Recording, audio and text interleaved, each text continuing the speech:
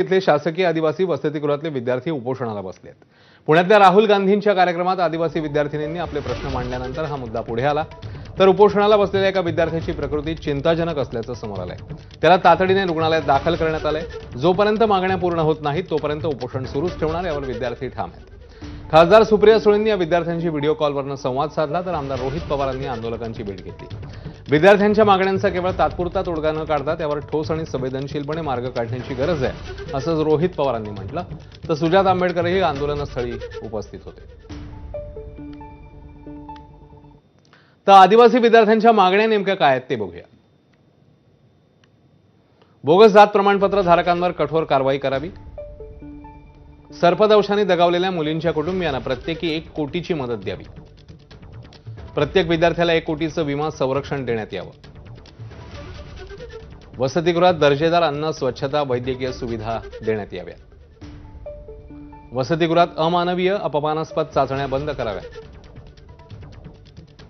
महागाईनुसार शैक्षणिक भत्त्यामध्येही वाढ करावी। वयाची तसंच शैक्षणिक खंडाची जाचक अट ही रद्द करावी।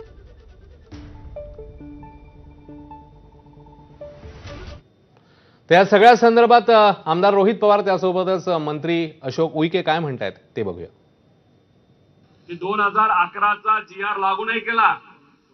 30 वयोगट जे काय आहे 30चा जो काही ती मर्यादा टाकलेली त्याला टेम्पररी स्थगिती दिली। म्हणजे या विषयातून बाहेर निघायचं आणि कसं तरी पळून जायचं आपल्या जबाबदारीपासून अशी भूमिका या मंत्री महोदयांची तिथं दिसते। हे चालणार नाही। 2011चा जसाचा तसा GR हा या महाराष्ट्रामध्ये लागू झाला पाहिजे अशी आपल्या सगळ्यांची भूमिका आहे। भूमिका आमची सुद्धा आहे, आमच्या या भूमिकेला पाठिंबा आहे। शासन निर्णयाच्या अधीन राहून वयोमर्यादा 30 होती, त्या वयोमर्यादाला सर्व आमदार खासदार यांच्या सूचनेनुसार चर्चेनुसार स्थगिती देण्यात आलेली आहे। त्यामध्ये प्रवेशासाठी कोणाचीही वयाची अट राहणार नाही।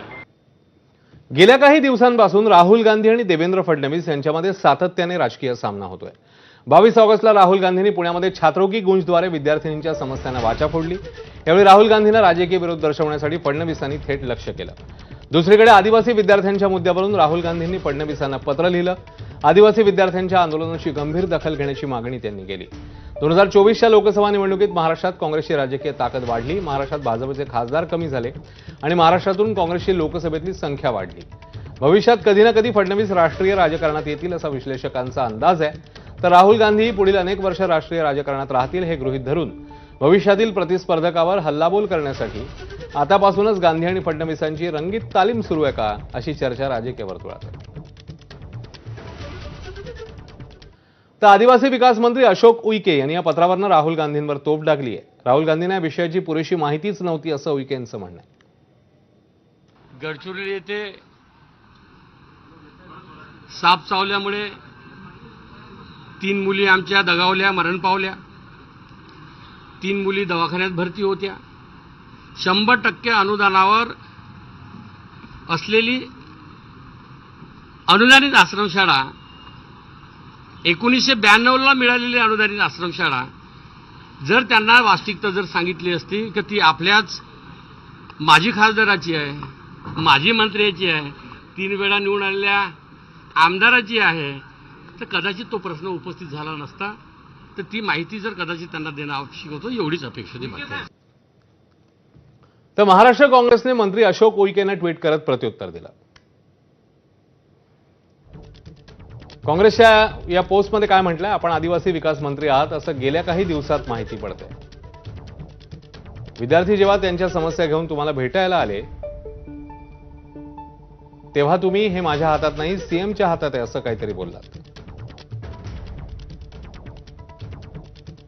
यावरूनच तुमचा विभाग कोण चालवतोय ते कळतंय। आता राहुल गांधींनी निशाया आदिवासी वसतिगृहातल्या विद्यार्थिनींचा प्रश्न मुख्यमंत्र्यांना लिहिलेल्या पत्रात लावून धरल्यावर फडणवीसांच्या आदेशानुसार लिहून पाठवलेल्या बकवास पुलर्च्या भाषेत आपण ट्विट केलंय। आदिवासी विद्यार्थ्यांच्या प्रश्नांवर धोरणात्मक उत्तर देण्याऐवजी तुम्ही ट्रोलिंग करता. यातूनच तुम्ही आदिवासी विद्यार्थ्यांच्या प्रश्नाबद्दल किती गंभीर आहात हे स्पष्ट दिसून येत आहे.